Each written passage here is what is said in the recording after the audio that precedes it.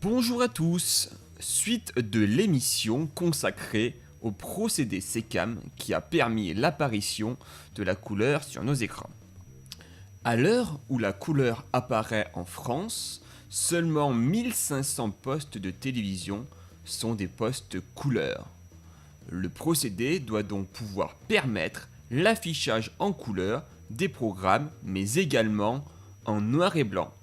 Comment cela a-t-il été rendu possible ? Eh bien la réponse, c'est tout de suite.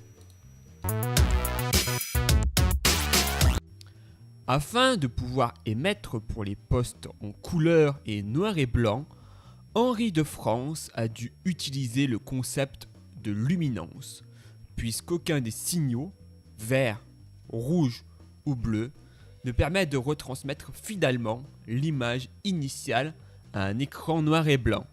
La luminance définit l'intensité lumineuse d'une scène colorée. Ce signal de luminance est défini par rapport aux trois signaux primaires, le rouge, le bleu et le vert.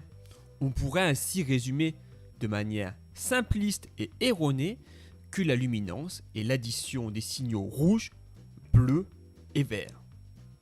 Mais pour définir correctement la valeur de luminance, il faut coefficienter les trois signaux primaires, puisque les trois couleurs n'apportent pas la même impression subjective au cerveau.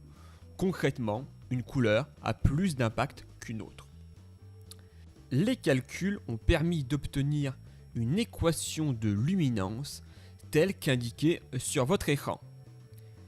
C'est ce signal de luminance issu des trois couleurs primaires envoyées qui va être reçu sur les écrans noir et blanc et pourra permettre la diffusion des émissions couleurs sur un écran noir et blanc sans altérer l'image initiale. L'objectif de cette diffusion simultanée sur un écran couleur et un écran noir et blanc est réussi.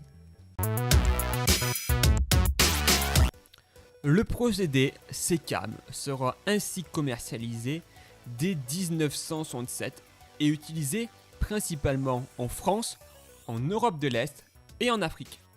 Les autres pays lui préféreront le NTSC ou le PAL SECAM que nous verrons dans un prochain épisode de 576p. Merci à tous et à la semaine prochaine.